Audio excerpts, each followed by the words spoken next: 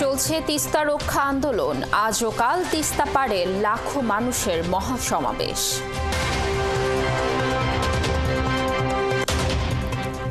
বান্দরবানের লামায় ২২ রাবার শ্রমিককে অপহরণ উদ্ধার অভিযানে নেমেছে পুলিশ, বিজিবি ও সেনাবাহিনী।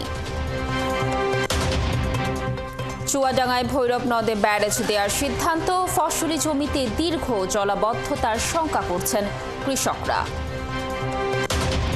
৪ মাসেও বন্যায় বিধ্বস্ত শেরপুরের নন্নি বারোমারি সড়কটি মেরামতে নেওয়া হয়নি কোনো উদ্যোগ, বন্ধ হয়ে গেছে যান চলাচল। বীজ সংকটের কারণে খাগড়াছড়িতে ব্যাহত হচ্ছে মাশরুম চাষ, কাঙ্ক্ষিত উৎপাদন ব্যাহত হওয়ার শঙ্কা।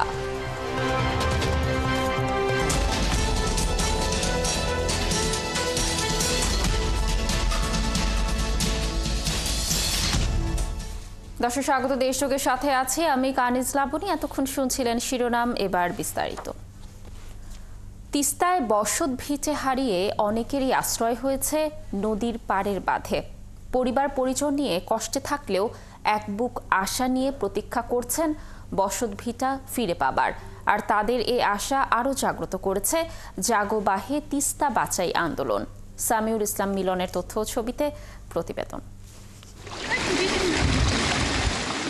প্রাকৃতিক দুর্যোগ, বন্যা, খরার সাথে যুদ্ধ করে তিস্তা পাড়ে বসবাস করছেন লালমনিরহাটের ৩ লাখেরও বেশি মানুষ। সর্বনাশা তিস্তা একদিকে বন্যায় লাখো পরিবারকে নিঃস্ব করে, অন্যদিকে খরায় ফসল না হওয়ায় চরম কষ্টে থাকেন তারা। অসহায় এই মানুষগুলো জানান, বন্যার পর তারা বসতবাড়িতে ফিরে আসলেও নদী ভাঙনে তিস্তার গর্ভে যায় ভিটে মাটি। এখন মাটি নিবেন নাই পাই, আস্তে আস্তে সরকারি মাটি আসি। মানুষ অত্যাচার করে, খুব টাংমার করে, ধরো ঢেলাঢেলি করে, টিন ছান্দা করে। তিস্তা ঘর বাড়ি তো ওই তো বানাইছে, মনে করো নদীর ভাঙি যায়, এই ভাঙি যায় তো আমার সর্বশেষ গেছি। বন্যার পানি আসলে যেমন ঢেউ উঠে, তখন বাড়ি যখন উতলিবের ধরে তখন ওটা তো তখন থাকা যায় না। ভিটেহারা এই পরিবারগুলো অন্যের বাড়ির পেছনে থাকেন আশ্রয়ে। কাজ না থাকলে পেটে ভাত জোটে না তাদের। ওই 2বার ভাঙছে, 3বার বেলা রাস্তায় আসছি। হয়ে গেছে বাবা, মাটি ঘাটি গাছ গাছালি 3 ভাঙা দিছি আমরা। গৃহহারা এই পরিবারগুলো সারাক্ষণই থাকেন আতঙ্কে। প্রতিবেশী দেশ ভারত পানি ছাড়লেই হবে বন্যা, তলিয়ে যাবে অনেক কষ্টের ফসল। তাই তাদের আশা, তিস্তা প্রকল্প হলে রক্ষা পাবেন তারা। তখন দেখিয়ে ভয় লাগে, নদীর উপর ছ পাওয়ার ঘরেও দাঁড়িয়ে থাকে না। লোকে ভাড়া করিয়ে মেলা কিছু জিনিসপাতি আমি হারাই ফেলে আসি। হারাই ফেলে এই যে টানা টেনতে আমার সর্বহারা আসি। এদিকে পানি উন্নয়ন বোর্ড কর্তৃপক্ষ জানান, দ্রুত নদী ভাঙন রোধে কাজ শুরু হবে। অধিক ঝুঁকিপূর্ণ 20 থেকে 45 কিলোমিটার, সেটা আশা করি আমরা 1 মাসের মধ্যেই কাজ শুরু করতে পারবো। এবং এটা হবে আমাদের পূর্ব সতর্কতামূলক কাজ। আমাদের sand cement geo bag dumping করে যে কাজ আমরা করে থাকি, যাতে আমাদের এই বন্যায় আর ভাঙন না থাকে। বহু বছর ধরে বাঁধের প্রতীক্ষায় আছেন তিস্তা পাড়ের মানুষ। দ্রুত বাঁধ চান তারা। আর তাদের এই আশা পূরণ করতে সোমবার থেকে শুরু হচ্ছে দুদিনের জাগো বাহে তিস্তা বাঁচাই আন্দোলন কর্মসূচি। শামিন স্বপ্না, ৭১। লালমনিরহাটের তিস্তায় মেগা প্রকল্প বাস্তবায়নে আজ ও আগামীকাল 2 দিনের মহাসমাবেশকে ঘিরে ব্যাপক প্রস্তুতি চলছে। বিকেলে এই মেগা প্রকল্প আন্দোলনের উদ্বোধন করবেন বিএনপির মহাসচিব মির্জা ফখরুল ইসলাম আলমগীর। দর্শকের বিষয়ে বিস্তারিত জানাতে লালমনিরহাট থেকে যুক্ত হচ্ছেন সহকর্মী সামিউল ইসলাম পাটোয়ারি মিলন। সামিউল, সমাবেশের প্রস্তুতি কেমন চলছে? এই কর্মসূচি নিয়ে আয়োজকরা কি বলছেন এবং তিস্তা পাড়ের যারা রয়েছেন তাদের মধ্যে প্রতিক্রিয়া কি, পুরো বিষয় নিয়ে জানাবেন।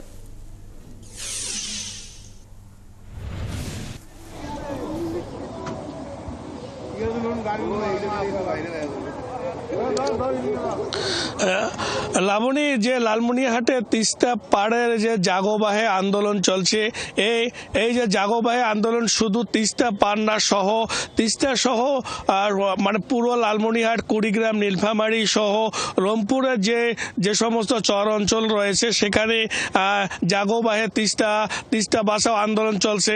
এখানে মেগা প্রকল্প বাস্তবায়নের জন্য তিস্তা পাড়ের তিস্তা পারে যে সমস্ত লোকজন রয়েছে তারা দীর্ঘ প্রতীক্ষায় রয়েছে। তবে আজকের যে 2 দিন ব্যাপী যে লাগাতার কর্মসূচি দিয়েছে, মহাসমাবেশ দিয়েছে, যে তিস্তা বাঁচাও এবং জনতার সমাবেশ, এই যে জনতার সমাবেশ, তবে স্থানীয় যারা লোকজন এবং যারা তিস্তা বাঁচাও আন্দোলন কমিটির যারা রয়েছে তারা আমাদের জানিয়েছে যে সকাল 10টা থেকে শুরু হবে এখানে কার্যক্রম। এর মধ্যে হাডুডু খেলা রয়েছে, এছাড়াও যে ঘুড়ি উড়ানো রয়েছে, আরও মানে দেশীয় যে আঞ্চলিক যে সমস্ত খেলাধুলা রয়েছে সেই সমস্ত খেলাধুলা শুরু হবে সকাল 10টা থেকে। এবং 10টা থেকে লোকজন জমায়েত শুরু হবে। শুধু লালমনিরহাট জেলা এবং নীলফামারী, কুড়িগ্রাম, এছাড়াও যে রংপুরের যে 10টি স্পটে ব্যাপক প্রস্তুতি চলছে এবং প্রতিটি স্থানে প্রায় কয়েকশো তাঁবু টাঙানো হয়েছে, যে তিস্তা পারে লোকজন রাত্রি যাপন করে এখানে তারা আন্দোলন তারা জানাবে যে তিস্তা মেগা প্রকল্প দ্রুত বাস্তবায়নের জন্য। তবে তিস্তা মেগা প্রকল্প দ্রুত যদি বাস্তবায়ন হয় সেই ক্ষেত্রে তিস্তা পাড়ের কয়েক লক্ষ মানুষের এখানে তাদের যে বসত ভিটা ফিরে পাবে এবং তাদের যে সমস্ত বসত বাড়ি এবং আবাদি জমি নদী গর্ভে গেছে সেই সমস্ত তারা ফিরে পাবে। এবং তিস্তাবাসী তারা দীর্ঘ আশা নিয়ে রয়েছে যে মেগা প্রকল্প বাস্তবায়নে।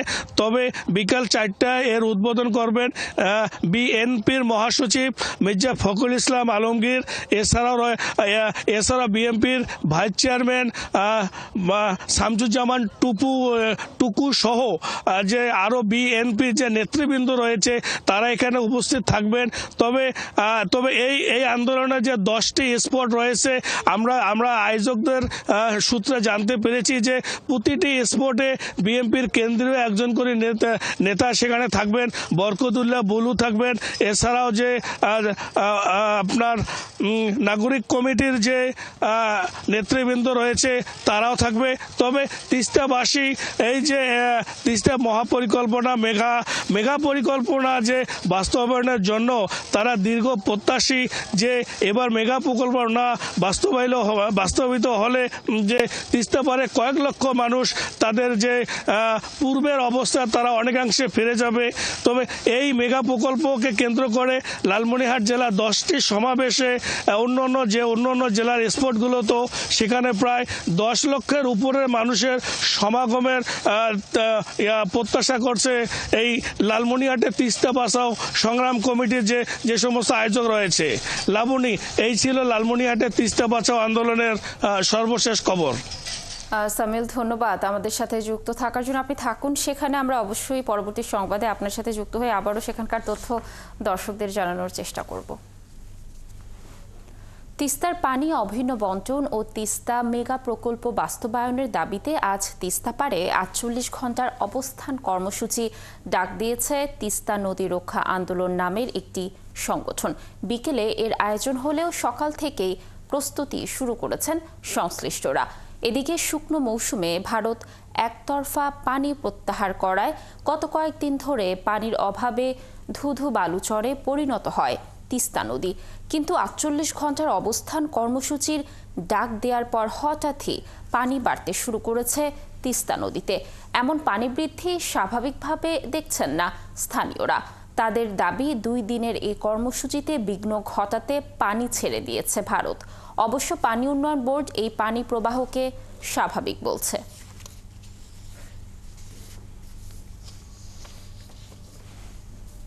দর্শক, তিস্তা মেগা প্রকল্প আন্দোলনের আরও তথ্য জানবো। আমাদের সাথে রংপুর থেকে যুক্ত হবেন সহকর্মী শাহবায়েজিদ আহমেদ। বায়েজিদ, এই প্রকল্প এবং সমাবেশ নিয়ে তিস্তা পাড়ে সাধারণ মানুষের মধ্যে কেমন প্রতিক্রিয়া দেখছেন, কি তথ্য রয়েছে আপনার কাছে, জানাবেন।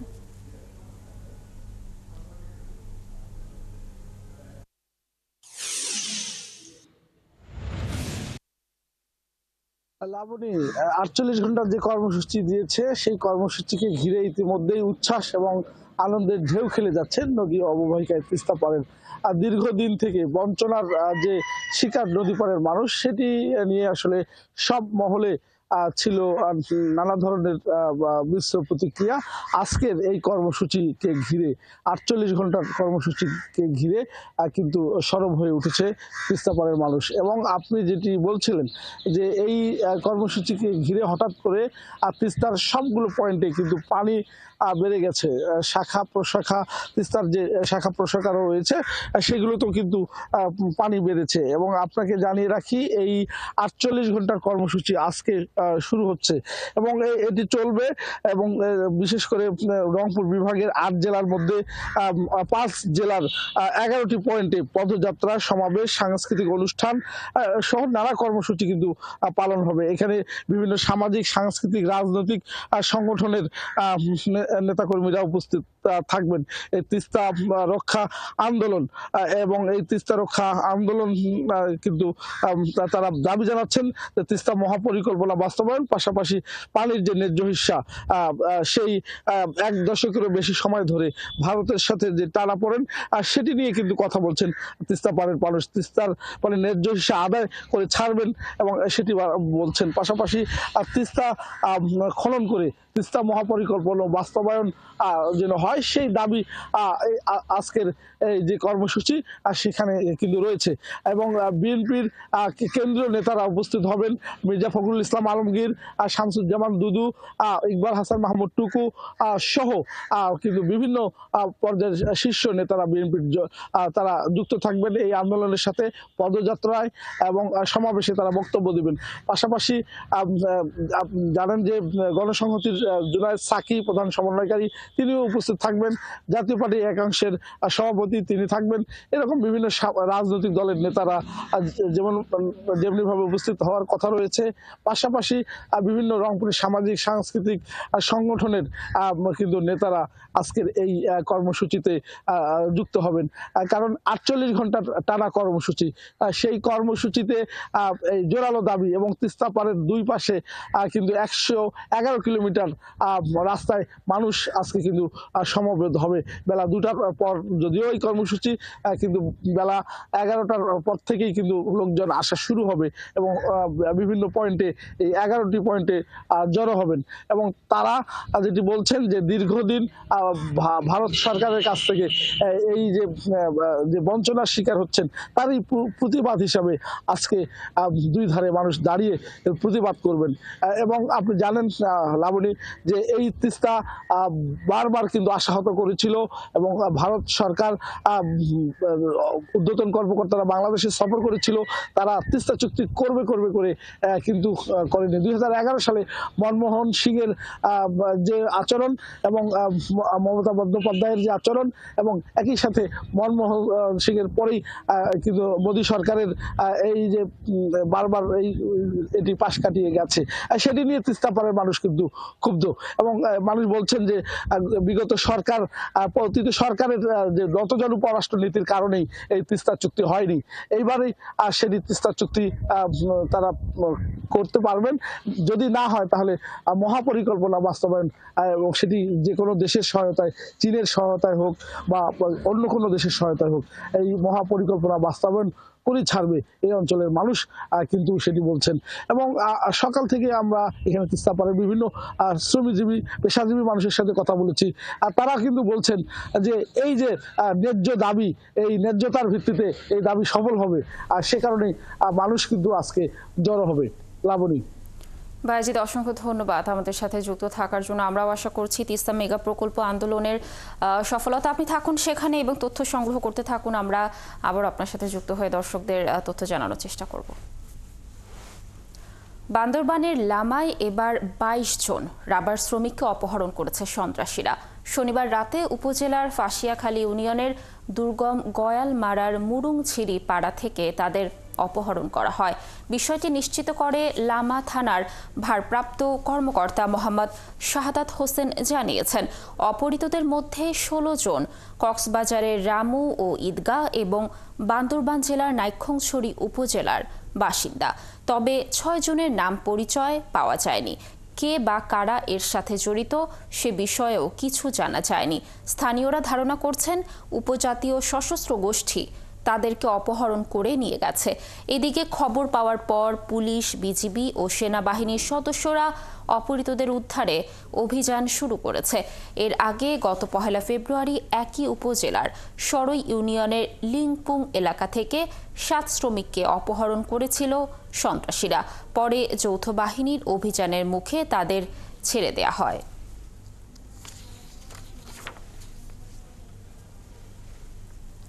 চট্টগ্রামে বৈষম্য বিরোধী ছাত্র আন্দোলন চলার সময় শিক্ষার্থীদের উপর হামলার অভিযোগে শ্রমিক লীগ নেত্রী কানিস ফাতেমা লিমাকে আটক করে থানায় সোপর্দ করেছেন নারী সমন্বয়করা। রবিবার বিকেলে নগরীর নিউ মার্কেট জিপিওর সামনে থেকে কয়েকজন নারী সমন্বয়ক তাকে আটক করে। এরপর তাকে কোতোয়ালি থানা পুলিশের কাছে হস্তান্তর করা হয়। সমন্বয়করা জানান, জুলাই আগস্টে আন্দোলন চলার সময় আওয়ামী লীগের এই নারী নেত্রী ছাত্র জনতার আন্দোলনে হামলার নেতৃত্ব দিয়েছে।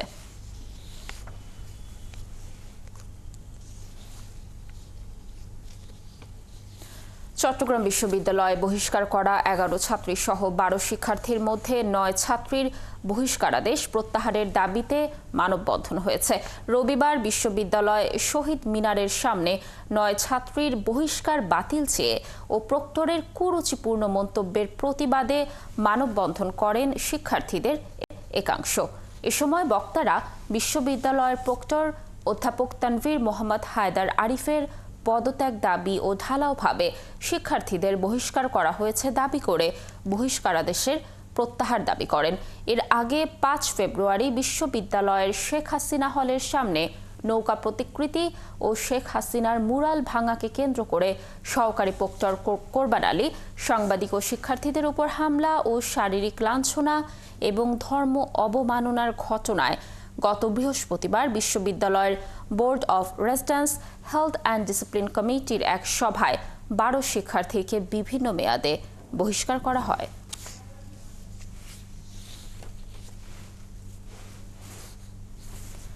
ছাত্র জনতার অভ্যুত্থান যে নতুন বাংলাদেশ গড়ার সুযোগ সৃষ্টি করে দিয়েছে, সেই সুযোগকে শুধু রাজনীতির ক্ষেত্রে নয়, শিক্ষা, সংস্কৃতি সহ সব ক্ষেত্রে কাজে লাগানোর আহ্বান জানিয়েছেন বিএনপির মহাসচিব মির্জা ফখরুল ইসলাম আলমগীর। ঠাকুরগাঁও জেলা বিএনপির আয়োজনে বালক উচ্চ বিদ্যালয় বড় মাঠে শহীদ জিয়া স্মৃতি ফুটবল টুর্নামেন্টের উদ্বোধনী অনুষ্ঠানে প্রধান অতিথির বক্তব্যে তিনি এসব কথা বলেন। মির্জা ফখরুল বলেন, বর্তমানে বাংলাদেশ একটি ভয়ঙ্কর সময় পার করছে। এর মধ্যেই ছাত্র জনতা যে অভ্যুত্থান করে নতুন বাংলাদেশ নির্মাণের সুযোগ করে দিয়েছে, তা যেন আমরা গ্রহণ করি। এক্ষেত্রে গণতন্ত্রের কোনো বিকল্প নেই বলেও মন্তব্য করেন তিনি। মির্জা ফখরুল বলেন, নির্বাচনই একমাত্র পথ যার মাধ্যমে গণতন্ত্রে পৌঁছানো সম্ভব।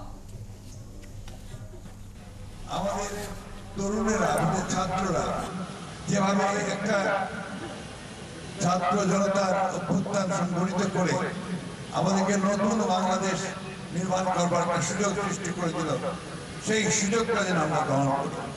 শুধু রাজনীতির ক্ষেত্রে নয়, সেটা আমরা সর্বক্ষেত্রে, খেলাধুলা, সংস্কৃতি, আমাদের জীবন, সামাজিক জীবন, শিক্ষা ক্ষেত্রে, স্বাস্থ্য ক্ষেত্রে, সর্বক্ষেত্রে যেন আমরা একটা নতুন বাংলাদেশ দেখতে পাই।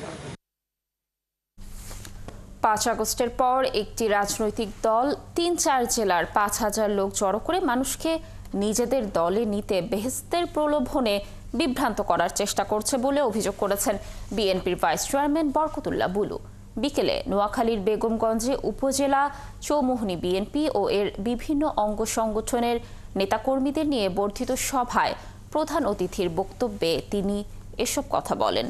তিনি বলেন, এই দলটি বিএনপির কাঁধের ওপর ভর করেই রাজনীতিতে এসেছে, এখন নিজেকে ওলি আল্লাহ দাবি করছেন। বরকতুল্লাহ বুলু আরও বলেন, গত 17 বছর বিএনপি রাজপথে থেকে আন্দোলন সংগ্রাম করেছে। অসংখ্য নেতাকর্মী গুম, খুন, মিথ্যা মামলা ও হামলার শিকার হয়েছেন।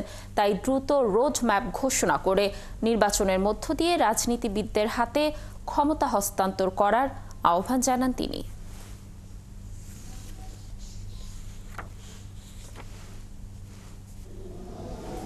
নোয়াখালীতে প্রথম জনসভা, বন্ধুরাও একটু হাত পা নাড়াচ্ছেন, আপনারা দেখছেন। 5 জেলার 6 জেলার লোক একখানে একত্রিত করে তারা জনসভা করেন আর মানুষকে বিভ্রান্ত করার চেষ্টা করছেন। আজকে উনি আমি আর উনি নাকি সাক্ষাৎ আল্লাহ বলি, আমি জানি না কিভাবে আল্লাহ ওনাকে দিলেন। যারা করেন তারা আজকে বিএনপির কাজে ফোন করে তারা দেশে রাজনীতি করেছে। আগামী নির্বাচন সামনে রেখে কেউ ক্ষমতা অপব্যবহারের চেষ্টা করলে দেশে আরেকটি গণবিপ্লব হবে বলে জানিয়েছেন বৈষম্য বিরোধী ছাত্র আন্দোলনের সমন্বয়ক ও জাতীয় নাগরিক কমিটির মুখ্য সংগঠক সার্জিস আলম। রবিবার বিকেলে সোনারগাঁয়ে জাতীয় নাগরিক কমিটি এবং বৈষম্য বিরোধী ছাত্র আন্দোলন সোনারগাঁও উপজেলা আয়োজিত এক ক্যাম্পেইনে তিনি এসব কথা বলেন। সার্জিস বলেন, যারা গণঅভ্যুত্থানে নেতৃত্ব দিয়েছে তারাই নতুন বাংলাদেশের নেতৃত্বে সামনের সারিতে থাকবে। ফেব্রুয়ারি মাসেই দেশে ছাত্রদের নতুন রাজনৈতিক দল ঘোষণা হবে, আর ফ্যাসিস্ট বিরোধী ছাত্রদের এই নতুন রাজনৈতিক দল সব শ্রেণী পেশার মানুষের জন্য উন্মুক্ত থাকবে।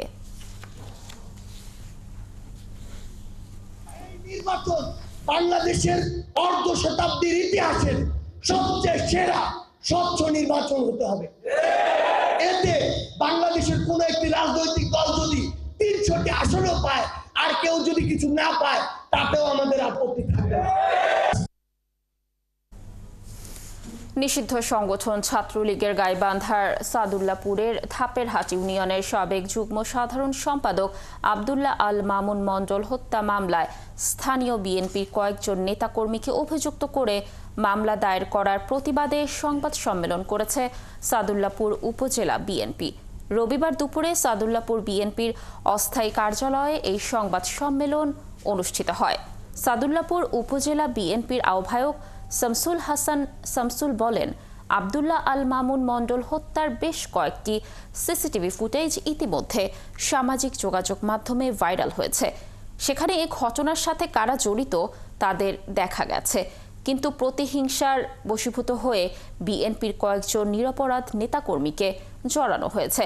তাদেরকে দ্রুত এ ঘটনার দায় থেকে মুক্তি দেওয়ার দাবি জানান তিনি।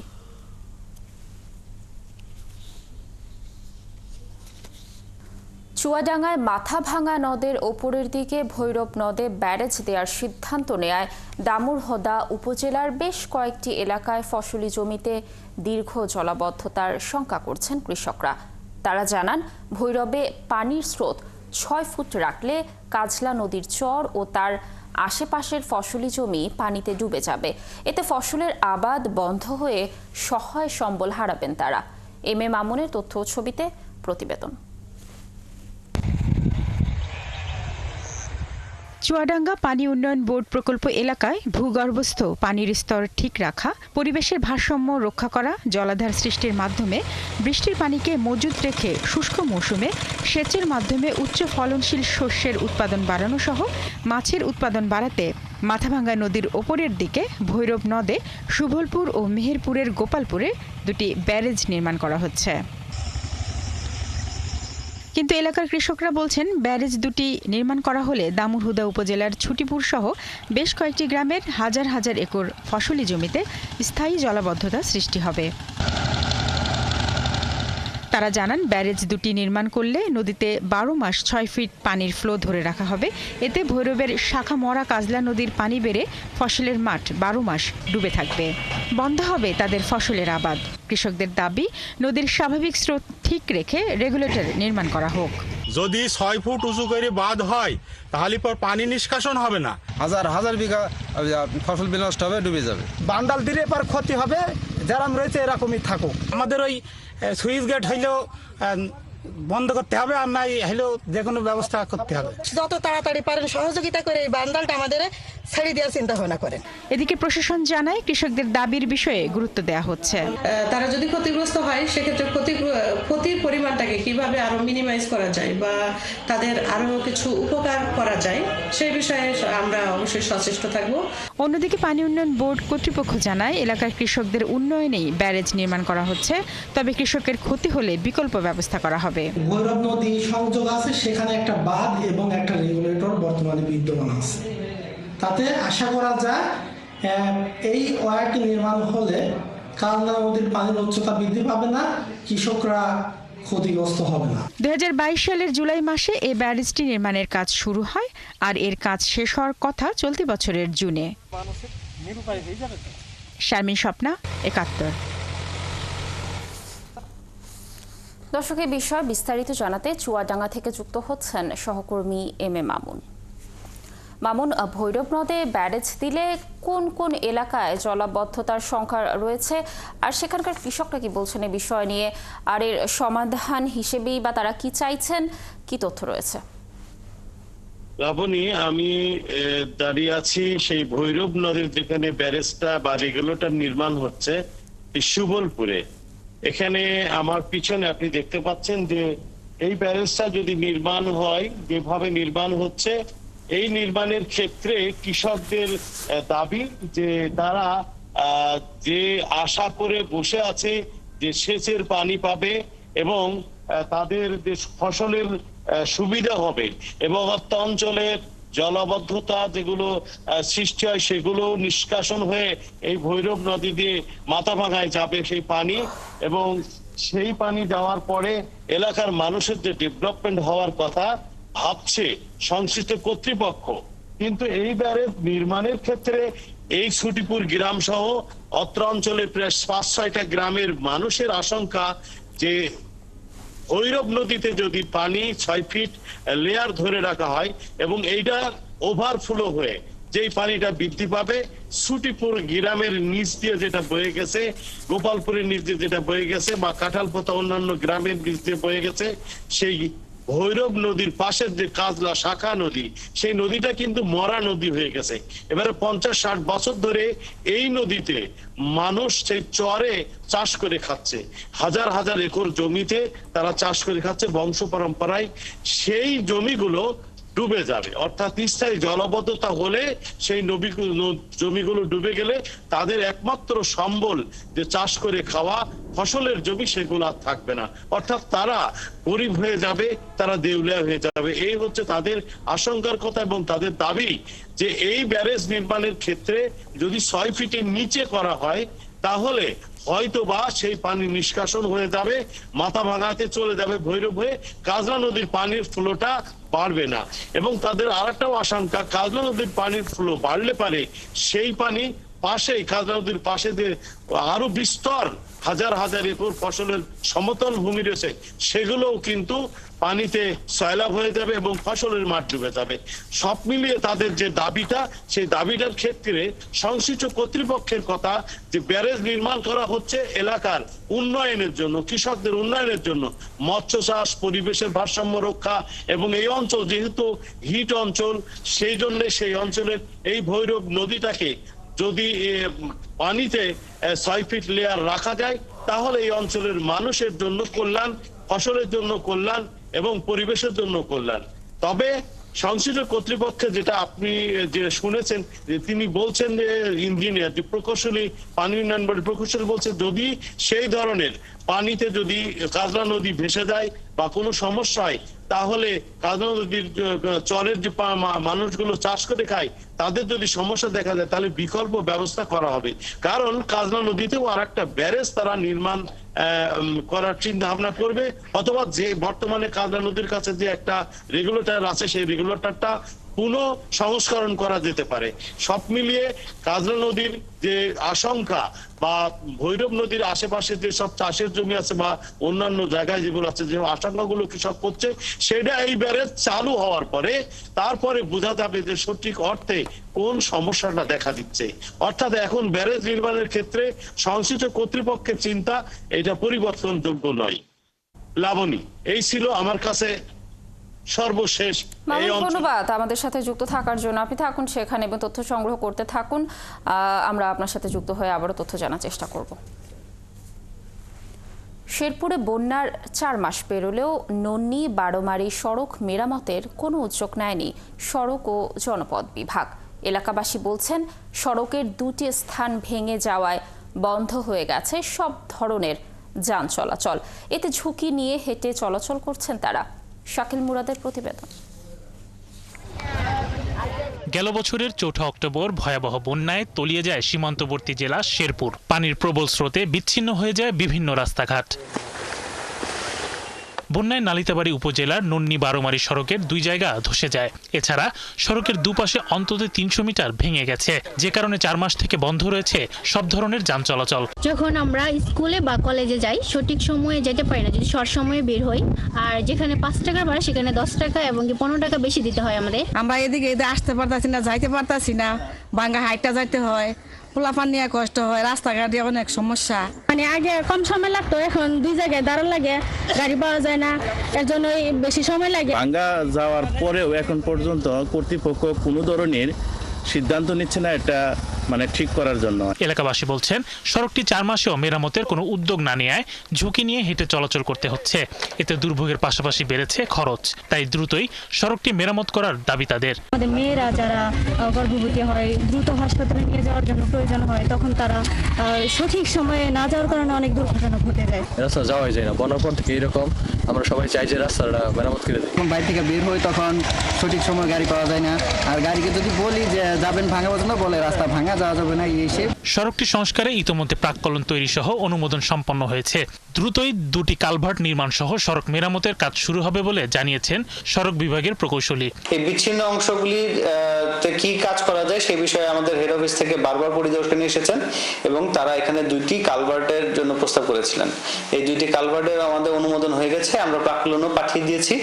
প্রাক্কলন অনুমোদন হওয়া মাত্র আমরা আশা করতে পারি আমরা পরবর্তী সপ্তাহে টেন্ডার প্রসেসে যেতে পারবো। এই সড়ক দিয়ে নাকুগাঁও স্থলবন্দর, বারোমারি মিশন, ইউনিয়ন পরিষদ, উপস্বাস্থ্য কেন্দ্র সহ গুরুত্বপূর্ণ বিভিন্ন প্রতিষ্ঠানে যেতে ভোগান্তি পোহাতে হচ্ছে এলাকাবাসীর।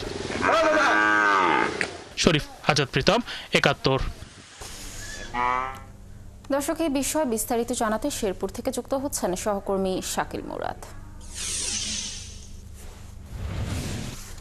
শাকিল, আমরা দর্শকদের যেমনটি জানাচ্ছিলাম যে বন্যার 4 মাস তো পার হয়েছে, এরপরেও কেন নন্নি বারোমারি সড়কটি মেরামত করা হচ্ছে না? সংশ্লিষ্টরা এই বিষয়ে কি বলছে, আর স্থানীয়রা কি ধরনের দুর্ভোগের মধ্যে আছেন জানাবেন আমাদের।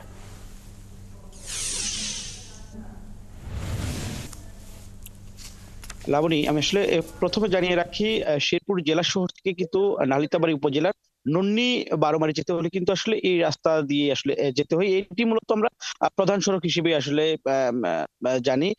তবে শেরপুরের স্মরণকালের যে ভয়াবহ বন্যা, এই বন্যায় কিন্তু আসলে 2টি স্থানে অন্তত 300 মিটারের বেশি আসলে ক্ষতিগ্রস্ত হয়েছে। কিন্তু দীর্ঘদিনও আসলে সংস্কারে আসলে কোনো উদ্যোগ আমরা দেখিনি নিতে সড়ক জনপথ বিভাগকে। তবে আমরা স্থানীয়দের সঙ্গে কথা বলেছি, তারা কিন্তু বলেছে যে এই সড়কটি আসলে ভাঙার ফলে বিকল্প সড়ক না থাকায় কিন্তু আসলে তারা বাধ্য হয়ে গ্রামীণ যে কাঁচা রাস্তা, অর্থাৎ আমি যদি আপনাকে বলতে চাই যে একেবারে প্রত্যন্ত এলাকার যে গ্রামগুলো রয়েছে, গ্রামের যে উঠান দিয়ে যে রাস্তা যাতায়াত, সেটি দিয়ে আসলে যাতায়াত করছে। এছাড়া আমি আরেকটা বিষয় আপনাকে জানিয়ে রাখি যে এই রাস্তা দিয়ে কিন্তু আসলে নাকুগাঁও স্থলবন্দরে আসলে যেতে হয়। বিশেষ করে যদিও নাকুগাঁও স্থলবন্দরের দ্বিতীয় আরেকটি রাস্তা রয়েছে, এটি কিন্তু আসলে অল্প সময়ের যে রাস্তাটা, সেটি কিন্তু আসলে এই রাস্তা হিসেবে দীর্ঘদিন থেকে ব্যবহৃত হয়ে আসছে। এছাড়া আমরা সড়ক জনপথ বিভাগের সঙ্গে কথা বলেছি, তারা কিন্তু বলছে যে সংস্কার হবে, কিন্তু আসলে বিকল্প এখন পর্যন্ত আসলে সড়ক যে যাতায়াতের এটার কোনো আসলে উদ্যোগ নেয়নি। তবে গতকাল আমি সড়ক ও জনপথ বিভাগের সঙ্গে কথা বলেছি। সড়ক ও জনপথ বিভাগের নির্বাহী প্রকৌশলী আমাকে কিন্তু জানিয়েছে যে চলতি মাসেই তারা যে সংস্কার কাজে আসলে অনুমোদন পেয়েছে। চলতি মাসে কিন্তু ওই ভাঙন অংশে 2টি কালভার্ট সহ সড়কটি আসলে মেরামত করা হবে। তবে স্থানীয়রা বলছেন যেন মেরামতের সময় কিন্তু আসলে বিকল্প যেন যে রাস্তাটা, সেটি আসলে যেন নির্মাণ করে সড়ক ও জনপথ বিভাগ। লাবণী, এই ছিল আমার কাছে শেরপুর থেকে সর্বশেষ। শাকিল, ধন্যবাদ আমাদের সাথে যুক্ত থাকার জন্য। দর্শক, যেমনটি বলছিলাম যে বন্যার 4 মাস পার হয়েছে, তারপরও নন্নি বারোমারি সড়কটি মেরামত হয়নি, এই বিষয়ে তথ্য জানাচ্ছিলেন আমাদের সহকর্মী। চিকিৎসক সংকটে মুখ থুবড়ে পড়েছে ঝিনাইদহের কোটচাঁদপুর উপজেলা স্বাস্থ্য কমপ্লেক্স। মাত্র 10 জন চিকিৎসক দিয়ে চলছে 3 লাখ মানুষের চিকিৎসা। এতে করে ঠিকমতো চিকিৎসা পাচ্ছেন না রোগীরা।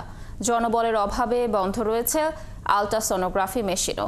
এতে রোগীদের উন্নত চিকিৎসা নিতে যেতে হচ্ছে ঝিনাইদহ বা যশোরে। রাজীব হাসানের তথ্য ছবিতে প্রতিবেদন। জনসংখ্যার দিক থেকে ঝিনাইদহের কোটচাঁদপুর উপজেলায় প্রায় ৩ লাখ মানুষের বসবাস। বৃহৎ জনগোষ্ঠীর চিকিৎসা সেবার জন্য একমাত্র ভরসাস্থল 50 শয্যার উপজেলা স্বাস্থ্য কমপ্লেক্স। এলাকাবাসী জানান প্রতিদিন গড়ে প্রায় 250 থেকে 300 রোগী বহির্বিভাগে চিকিৎসা নিতে ভিড় করেন।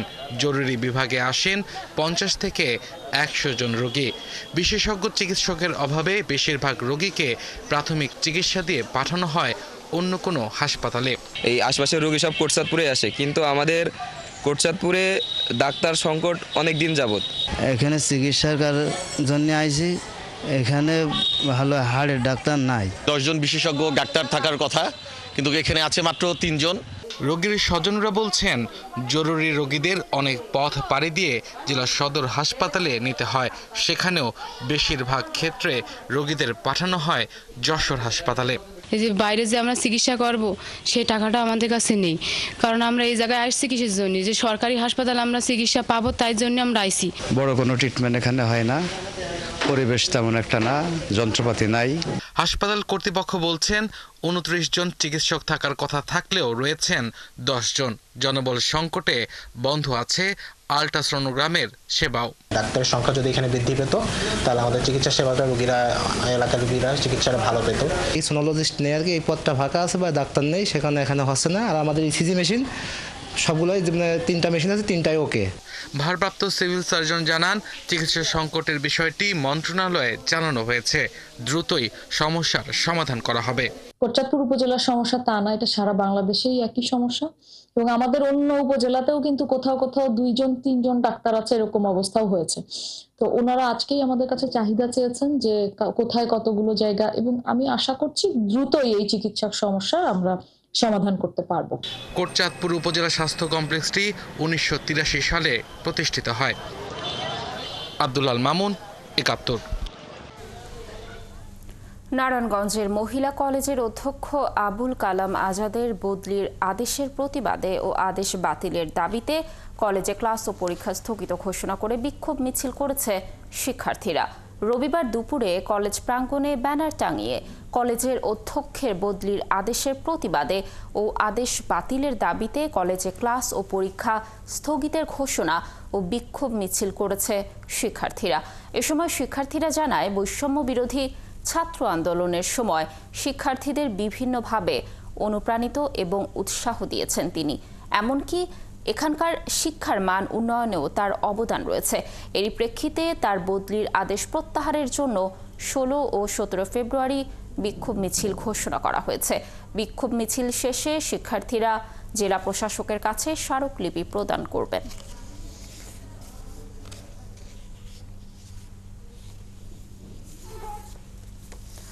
14তম গ্রেডে অন্তর্ভুক্ত ও নিয়মিত জনবলে পরিণত করার দাবিতে চট্টগ্রামে মানববন্ধন করেছেন ইসলামিক ফাউন্ডেশন পরিচালিত মসজিদ ভিত্তিক শিশু ও গণশিক্ষা কার্যক্রম প্রকল্পে কর্মরত মডেল কেয়ারটেকাররা।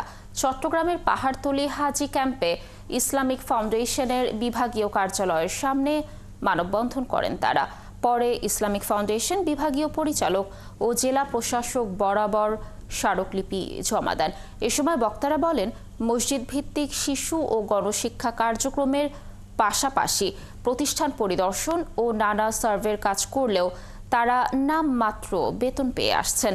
তাই অবিলম্বে গ্রেডভুক্ত করে নিয়মিত জনবলে অন্তর্ভুক্ত করার দাবি জানান বক্তারা।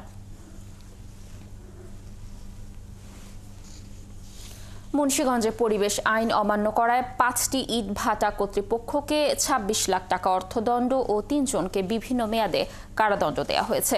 রবিবার দুপুর 2টা থেকে সন্ধ্যা 6:30 পর্যন্ত মুন্সিগঞ্জের সিরাজদি খানের আকবরনগর এলাকার বেশ কয়েকটি ইট ভাটায় অভিযান চালায় ভ্রাম্যমাণ আদালত।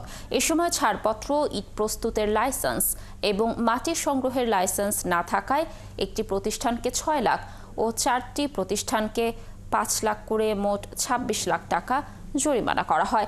এছাড়াও 3টি ইট ভাটার মালিককে বিভিন্ন মেয়াদে কারাদণ্ড দেওয়া হয়।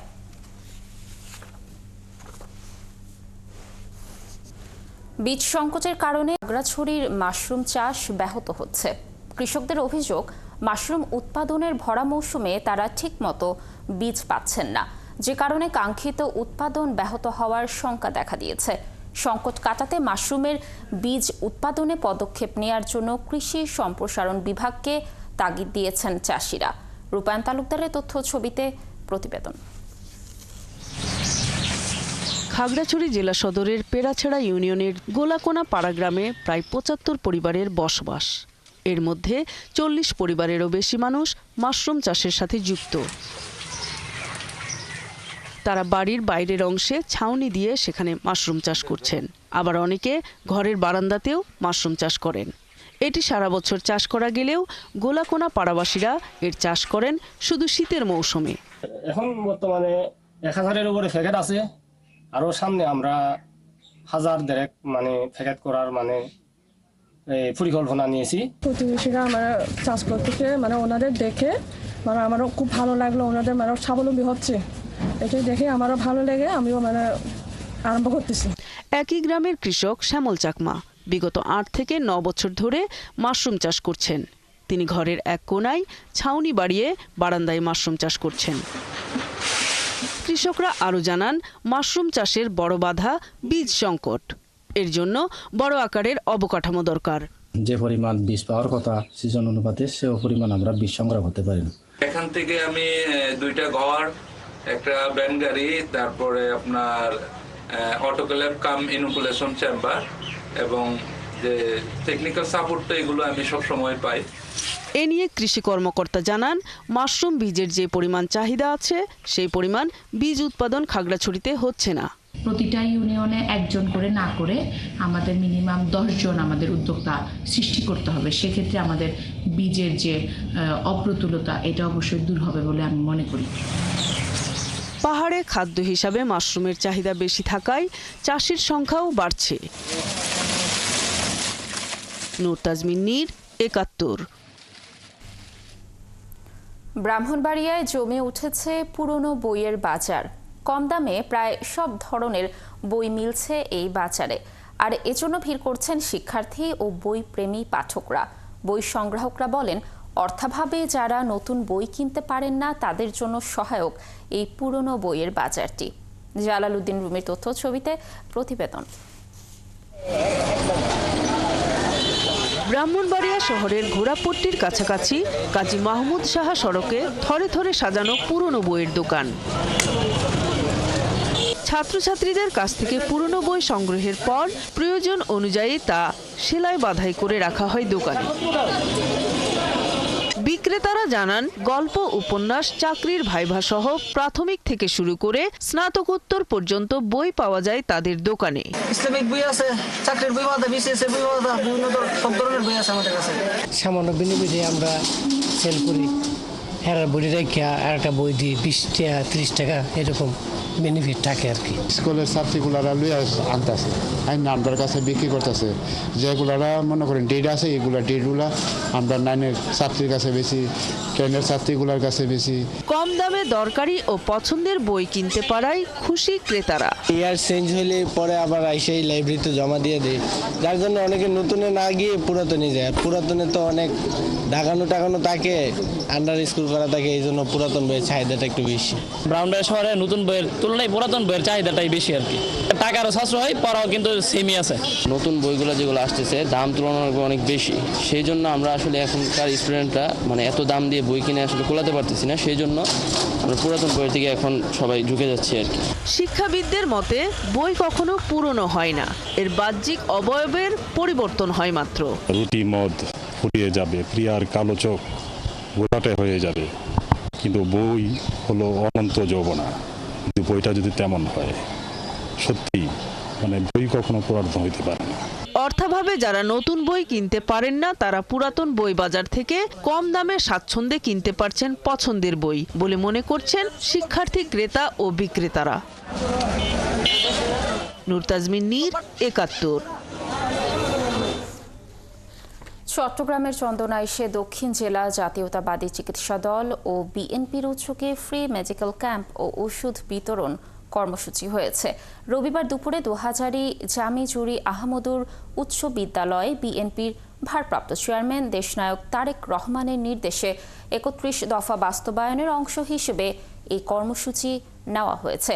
এ সময় বক্তারা বলেন, এটি শুধু একটি সেবামূলক কার্যক্রম নয়, বরং দেশনায়ক তারেক রহমানের মানবিক নেতৃত্বের প্রতিফলন। এ ধরনের জনকল্যাণমূলক কার্যক্রম ভবিষ্যতেও অব্যাহত থাকবে। ফ্রি মেডিকেল ক্যাম্পে প্রায় ২,০০০ অসহায় ও দুস্থ মানুষের মাঝে বিনামূল্যে চিকিৎসা সেবা ও প্রয়োজনীয় ওষুধ বিতরণ করা হয়।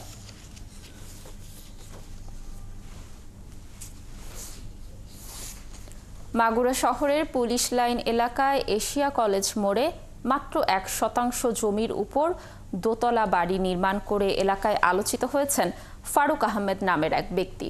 এখন প্রতিদিনই বাড়িটি দেখতেই দূর দূরান্ত থেকে আসছেন অনেকেই। শরীফ তেহরান চুচুলে তথ্য, ছবিতে প্রতিবেদন। ঔষধ কোম্পানিতে কর্মরত স্বল্প আয়ের ফারুক আহমেদ স্বপ্ন দেখতেন নিজের একটি বাড়ি হবে। সেই স্বপ্ন পূরণে 14 ফিট সরু রাস্তার সাথে 4.5% জমি কিনেছিলেন 3 বছর আগে। সেখানে বাড়ির কাজ শুরু করেন মাত্র 1% জমির ওপর। নিজের রোজগার বিবেচনায় রেখে 9 ফুট চওড়া বাড়ির নিচতলায় 3টি দোকানঘর, দ্বিতীয় তলায় 2টি বেডরুম, 2টি টয়লেট ও একটি রান্নাঘর নির্মাণ করেন।